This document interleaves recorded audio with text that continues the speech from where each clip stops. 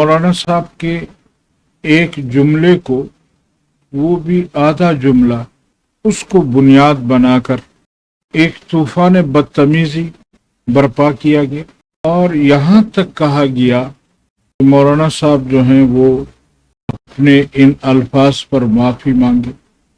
حیران ہوں، اگر ان اداروں میں جرت ہے تو وہ ذرا مولانا صاحب کی پوری تقریر نشر کر کے دکھائیں، مولانا صاحب کے پورے جملے کو کاٹ کر، سیاق و سباق کو چھوڑ کر، اس کو جس طرح مورد الزام ٹھہرایا گیا۔ لیکن آج جمعیت علماء اسلام کے سوشل میڈیا کے ورکروں کا شکریہ ادا کرتا ہوں کہ جنہوں نے سوشل میڈیا پر آڑے ہاتھوں لیا، اور شاعر کہتا ہے تم دیے بادیہ مخالف سے نہ گھبرائے اوقات، یہ تو چلتی ہے تجھے اونچا اڑانے کے لیے۔ وہ جتنا بھی کوشش کرتے ہیں کہ مولانا صاحب کی پاپولیرٹی، مولانا صاحب کی اہمیت کو پاکستانی سیاست میں کسی طرح کم کیا جا سکے، یا مولانا صاحب کو بھی کسی علاقے تک، کسی صوبے تک محدود کیا جا سکے، مولانا صاحب کی آواز وہ قوم اور ملت کی آواز نہ بن سکے۔ لیکن الحمدللہ ثم الحمدللہ آج مولانا صاحب مخالفین کے حوصلوں پر، مخالفین کے دلوں پر ایسے حاوی ہو چکے ہیں، مولانا صاحب کو کی سمجھ نہیں آ رہی ان کو کہ ہم کس طرح اس شخص کو لوگوں کے دلوں سے نکال سکیں۔ جمعیت علماء اسلام صوبہ خیبر پختونخوا اپنی مرکزی جماعت کے مرکزی امیر صاحب کے اور مرکزی جماعت کے تمام بیانیے کو مکمل سپورٹ کرتی ہے، اور جس طرح مرکزی جماعت کے حکم پر آپ حضرات کے علم میں ہے کہ چارسدہ میں جمعیت علماء اسلام نے حضرت مولانا شیخ ادریس صاحب رحمہ اللہ کے نام سے منعقدہ کانفرنس کو ساتھیوں نے کامیاب کیا۔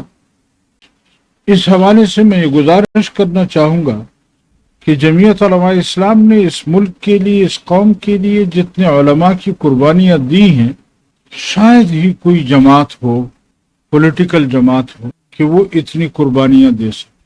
حضرت مولانا شیخ حسن جان صاحب رحمہ اللہ، حضرت مولانا معراج الدین صاحب، حضرت مولانا نور محمد صاحب، حضرت مفتی نظام الدین شامزئی صاحب، کتنے نام گنوائے، محسن شاہ صاحب، کس کس کا بندہ نام ایک باجوڑ میں جمعیت علماء اسلام کے جلسے میں ہمارے 83 نوجوان جو ہیں وہ ایک لمحے میں شہید ہوئے۔ آئے روز ہم لاشیں اٹھا رہے ہیں، لیکن اس کے باوجود ہمارے مرکزی امیر اور مرکزی جماعت کا بیانیہ وہ جذباتیت کا شکار نہیں ہوا، انہوں نے جذبات سے کام نہیں لیا۔ اس کے باوجود ہم مملکت کے ساتھ، ہم ریاست کے ساتھ، ہم جمہوریت کے ساتھ کھڑے رہے ہیں، اور پھر بھی ہم پر یہ الزام ہو کہ خدا نخواستہ مولانا صاحب نے قصور کے جلسے میں ان بے قصوروں کو کیا کہہ دیا کہ اتنا گراں گزرا، ان کو اتنا گراں گزرا کہ جمعیت علماء اسلام کی وہ تمام قربانیاں کہاں کہاں مولانا صاحب کی ذات کو خود ٹارگٹ نہیں کیا گیا۔ بلوچستان میں، یہاں سوابی میں، چارسدہ میں، پھر مولانا صاحب کے ڈیرہ اسماعیل خان کے گھر پر میزائل داغے گئے، مولانا صاحب کے حوصلے کو کمزور کرنے کے لیے کبھی ان کے بیٹوں پر حملہ، کبھی ان کے بھائیوں پر حملہ۔ کیا مقصد ہے ہمیں سمجھ نہیں آ رہا۔ ریاست کیا کہنا چاہتی ہے، ریاست کیا کروانا چاہتی ہے۔ میں ایک دفعہ پھر کہتا ہوں، اگر جرت ہے تو مولانا صاحب کے قصور کے جلسے کو آن ایئر چینلز پر چلایا جائے کہ وہاں انہوں نے پوری تقریر کس چیز پر کی۔ صرف پورے جلسے میں 2 الفاظ یا 3 الفاظ کو نکال کر، تو ہمارے ہاں ایک لطیفہ سا مشہور ہے کہ کسی نے دوسرے سے نام پوچھا کہ آپ کا نام کیا ہے، उसने कहा खुदा, इसने थप्पड़ मारा। तो उसने कहा भाई नाम तो पूरा लेने दो, मेरा नाम खुदादाद है। जब आप इस तरह के काम करेंगे कि पूरा जुमला दुनिया को, लोगों को, अवाम को नहीं सुनाएंगे और अपने मकसद को पूरा करने के लिए, और फिर जमीयत उलमा इस्लाम ने कहां पर आपका साथ नहीं दिया। आप इंडिया के खिलाफ लड़े। सबसे पहले जमीयत उलमा इस्लाम ने अपनी लड़ाई को भूलकर, अपनी बयानी को छोड़कर आपकी हिमायत की। जमीयत उलमा इस्लाम ने मुल्क भर के उलमाए किराम को जमा करके यहां पाकिस्तान में दहशतगर्दी के खिलाफ फतवा दिलवाया। जमीयत उलमा इस्लाम आपके सामने ढाल बनी रही। जमीयत उलमा इस्लाम के इन कुर्बानियों को फस से पुश डालकर आप बैन अक़वामी कुव्वतों के इशारों पर अगर जमीयत उलमा इस्लाम के रास्ते को रोकेंगे तो फिर याद रखो कि हम ये समझेंगे कि मुल्क की तरक्की में असल रुकावट आप, मुल्क की हिफाजत में असल रुकावट आप। जमीयत उलमा इस्लाम का वर्कर, जमीयत उलमा इस्लाम का सोशल मीडिया, वो हमेशा रियासत के लिए काम करता रहा है और करता रहेगा। लेकिन जमीयत उलमा इस्लाम को किसी तरह कमजोर करना, इनको खतरा ये है कि अगर आने वाले इंतखाबात में जो पजीराई जमीयत उलमा इस्लाम को सूबा बलूचिस्तान और सूबा खैबर पख्तूनख्वा में हासिल है, अगर वो पंजाब और सिंध में भी हासिल हुई तो फिर मरकज में जमीयत उलमा इस्लाम का रास्ता रोकना हमारे लिए मुश्किल होता है। लिहाजा अपना उल्लू सीधा करने के लिए वो जमीयत उलमा इस्लाम के बयानियों को खराब करने की कोशिश कर। जमीयत उलमा इस्लाम को सूबा खैबर पख्तूनख्वा अपने मरकजी जमात के बयानियों को मुकम्मल सपोर्ट करती है, मुकम्मल तायीद करती है, और हम समझते हैं कि जमीयत उलमा इस्लाम की मरकजी जमात ने जो बयानिया कौम को दिया है, कसूर के जलसे में हो, पेशावर के जलसे में हो, बलूचिस्तान के जलसे में हो या सिंध के जलसों में हो, जमीयत उलमा इस्लाम मुकम्मल तायीद करती है मरकजी जमात के उस बयानिए की। हुकूमत वक्त से कहना चाहती है, उन मुक़्तदर इदारों से कहना चाहती है कि अगर जुर्रत है तो फिर ज़रा मौलाना साहब की तकारीर को ऑन एयर किया जाए, लोगों को सुनाया जाए कि उन्हें क्या। यानी अजीब बात यह है कि बलूचिस्तान में हमें ब्लैकआउट किया गया, सारसदा के जलसे में ब्लैकआउट किया गया, कौमी असम्बली की तकारीर को ब्लैकआउट किया जाता है, वो कौम को नहीं सुनाई जाती। लेकिन कसूर के जलसे में सिर्फ एक जुमला उठाकर उसके आगे पीछे तकरीर को काट कर कि जिससे आम आदमी को समझ आता है कि मौलाना कहना क्या चाहते हैं, अपने मकसद के बात को निकालकर फिर जमीयत उलमा इस्लाम को टारगेट करता, जमीयत उलमा इस्लाम के खिलाफ प्रोपेगेंडा करना। तो अगर जुर्रत है फिर जरा मौलाना के खिलाफ पर्चा दो, क्यों नहीं देते? अगर मौलाना साहब रियासत के खिलाफ है, अगर मौलाना साहब किसी इदारे के खिलाफ है, जुर्रत है तो पर्चा दो ना, क्यों नहीं देते पर्चा? और हमारे मरकजी सेनेटर हमारे कामरान मुर्तजा साहब ने भी अजीब बात की कि इनको एक ही शख्स मिला है, बस इनको एक ही शख्स मिला है। हामिद मीर के खिलाफ हो तो वही शख्स आकर बयान देता है या थाने जाता है या पर्चा देता है, किसी और के खिलाफ हो तो वही शख्स है। आज भी वही शख्स मौलाना साहब के खिलाफ कहते कि मैं पर्चा काटूंगा या मैं अदालत जाऊंगा या मैं ये करूंगा। यानी पिछले 10-15 साल से एक बंदे को भी ये तब्दील नहीं कर सकते। कामरान मुर्तजा साहब ने कहा कम से कम इस बंदे को तो तब्दील करो जो हर किसी के खिलाफ अदालत जाने को तैयार होता है। किसके कहने पे जाता है अदालत? میرے محترم ساتھی، آج ہم نے آپ کو تکلیف اس لیے دی ہے کہ ہم آپ کے سامنے اس بات کا اظہار کر سکیں کہ انشاءاللہ تعالی مرکزی جماعت کا جو بیانیہ ہے، جمعیت علماء اسلام صوبہ خیبر پختونخوا اس کی مکمل تائید کرتی ہے اور اپنے مرکزی جماعت کو باور کرانا چاہتی ہے کہ اس بیانیے یا اس وقت موجودہ صورتحال میں ملک کی یکجہتی کے لیے، ملک کی ترقی کے لیے، ملک میں جمہوریت کے لیے اگر مرکزی جماعت نے حکم دیا تو ہم اسلام آباد جانے سے بھی گریز نہیں کریں گے انشاءاللہ۔ یہ چند باتیں آپ کے سامنے عرض کرنی تھی۔ میں آخر میں ایک مرتبہ پھر آپ تمام حضرات کا شکر گزار ہوں کہ آپ جمعیت علماء اسلام کے نوٹس پر یہاں تشریف لائے۔ اللہ رب العالمین میرا اور آپ کا حامی و ناصر ہو۔ وآخر دعوانا الحمدللہ رب۔ آپ نے ذکر کیا کہ خیبر پختونخوا اور بلوچستان کے علاوہ جی اگر پنجاب اور سندھ میں بھی ہم اسی طرح چاہتے تو آئندہ الیکشن میں ہمارا شاید حکومت ہوتی، تو آپ سمجھتے ہیں کہ اس کو روکنے کے لیے یہ کیا جا رہا ہے؟ دوسری یہ کہ اب یہ جو بیان مولانا صاحب نے دیا اس کا اثر کیسا ہوا سوسائٹی پہ؟ کیا اس کی وجہ سے آپ کے ووٹ میں اضافہ ہوا یا کمی ہے؟ میرے خیال میں تو انہوں نے جتنا دبانے کی کوشش کی ہے جمعیت علماء اسلام اتنا ابھر کر آئی ہے۔ اور جمعیت علماء اسلام اگر میں سوشل میڈیا کی بات کروں، گو کہ میں ذاتی طور پر شاید میری رائے کچھ اور ہو، لیکن اس وقت بھی ملک میں سوشل میڈیا پر جمعیت علماء اسلام کا ٹرینڈ جو ہے وہ ٹاپ پر جا رہا ہے، اور ایک نہیں تقریباً کوئی 5 ایشوز پر جمعیت علماء اسلام کا ٹرینڈ ٹاپ پر ہے۔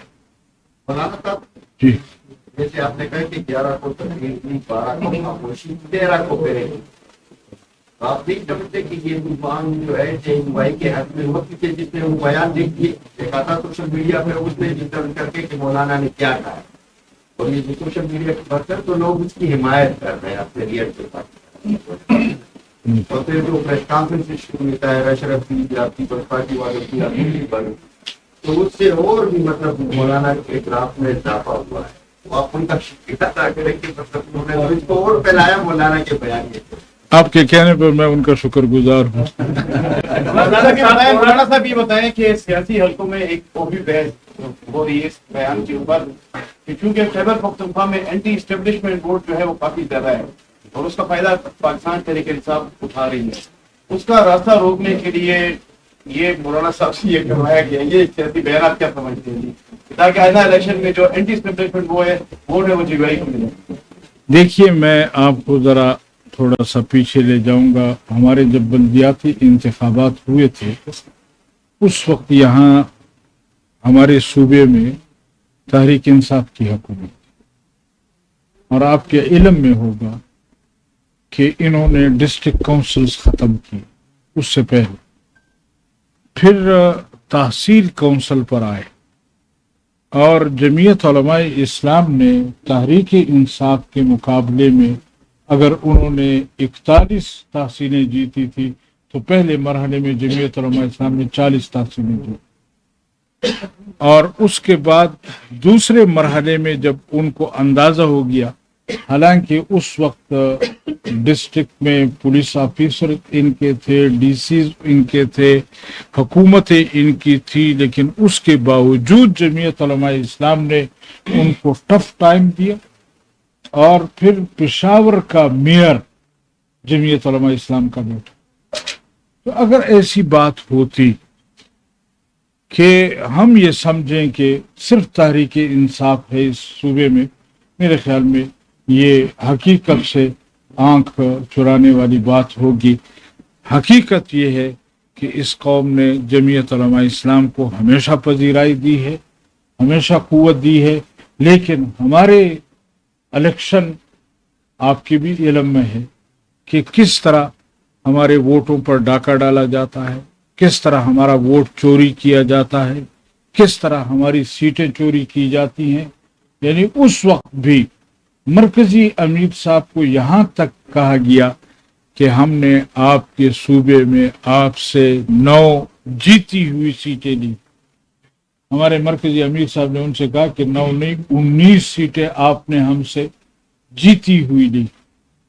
अभी गुज़श्ता दिनों में गया था गिलगित बल्तिस्तान, आपकी भी इल्म में।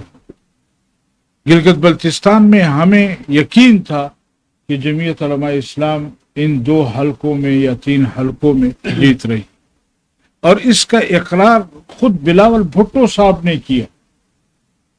अब जब स्टैब्लिशमेंट इदारे इस तरह के काम करेंगे तो फिर आम आदमी का, आम वोटर का अपने वोट पर से एतमाद खत्म होगा या नहीं होगा?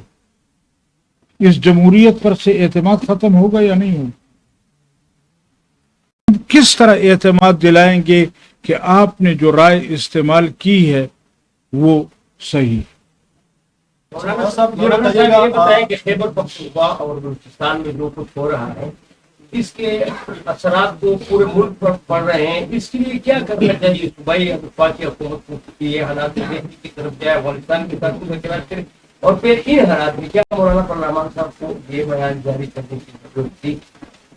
कौन सा बयान? जो उन्होंने वो शहदा के हवाले से वो जो आपने कह रहे क्यों, कौन सा बयान भाई?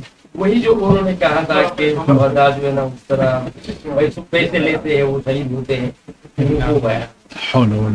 यही तो मैं कह रहा हूँ कि उनकी तकरीर पूरी सुनाई जाए ना, जरा जुर्रत करें कि जो मौलाना साहब की जो तकरीर है वो जरा पूरी सुनाए हमें कि क्या कहा है उन्होंने। तो आपने कहा कि मरकजी क़यादत की भरपूर हिमायत करते हैं, ये बताइए कि फौज जो है कुर्बानी देना, क्या फौज की कुर्बानी क्यों आप सपोर्ट करते हैं? देखिए, अगर आप सिर्फ फौज की बात करते हैं कि वो कुर्बानियां दे रही हैं और कोई कुर्बानियां दे रहे नहीं दे रहे, मैं अपने उलमाए किराम की लिस्ट लाता हूँ, मैं अपने मदारिस की लिस्ट लाता हूँ, मैं अपने मस्जिदों की लिस्ट लाता हूँ, मैं अपने तलबा की लिस्ट लाता हूँ, फिर जरा मुआजना करें कि कौन कुर्बानी दे रहा। कल भी आपके बन्नू में जो कुछ हुआ, लकी मरवत में जो कुछ हुआ, तो यही कह रहे हैं कि उनको एहसास जिम्मेदारी कब होगा? तिमरगरा में जो कुछ एहसास जिम्मेदारी किसकी जिम्मेदारी?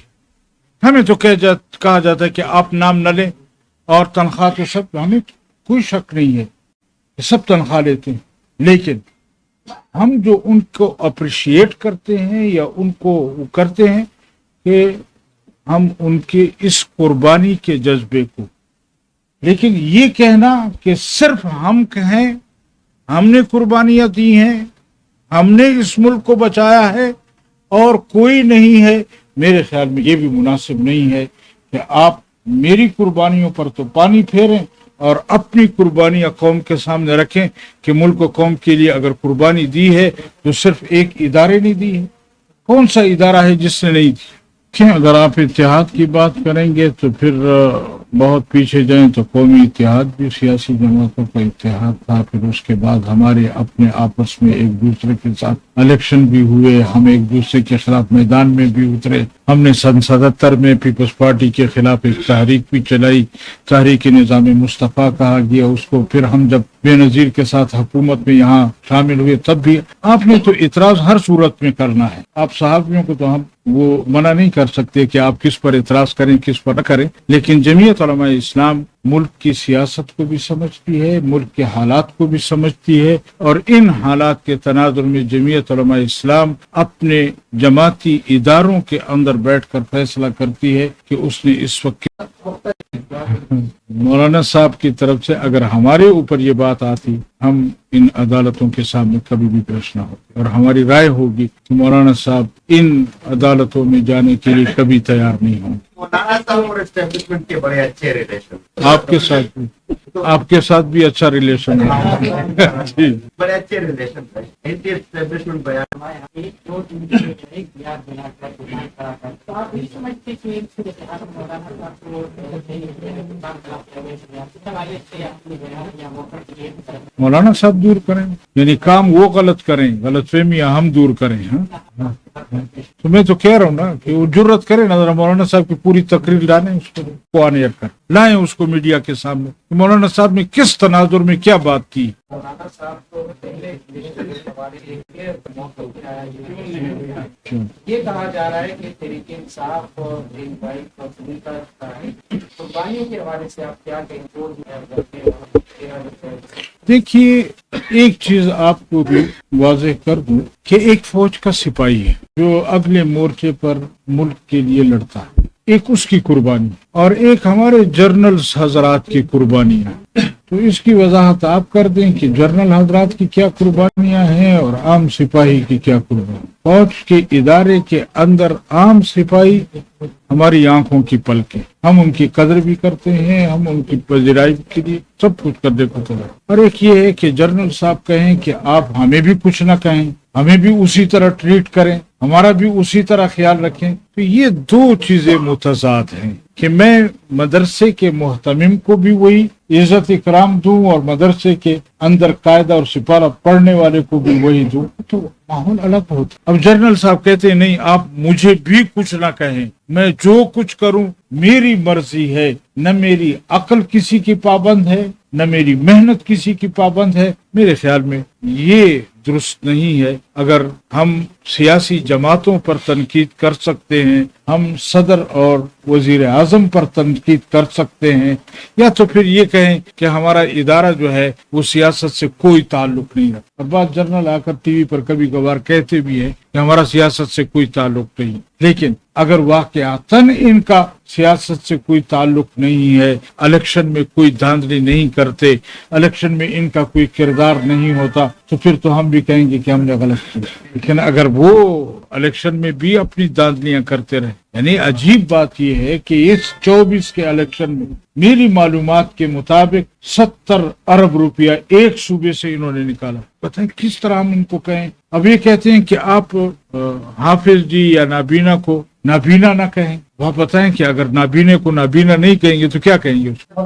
वो भी मालूमात के मुताबिक उनका काम वाकई सियासत नहीं, उनका काम वसाइल से है। अगर वसाइल आप उन्हें दे देंगे तो मेरे ख्याल में वो सियासत में फिर वो नहीं करेंगे। सियासत के बगैर वो वसाइल नहीं। मैं गुजारिश करूँ, अगर आपने अपने घर की चौकीदारी के लिए किसी चौकीदार को रखा है और वो चौकीदार कहे कि मैं तो घर में बैठकर सब कुछ उड़ाता रहूंगा, खाता रहूंगा, पीता रहूंगा, ये दुश्मन से हिफाजत आपका अपना काम है, इससे मेरा कोई सरोकार नहीं है, आप ऐसा चौकीदार रखेंगे? आपसे पूछना था, आप ऐसा चौकीदार रखेंगे? सुना है लोगों को सवालात भी भेजे गए।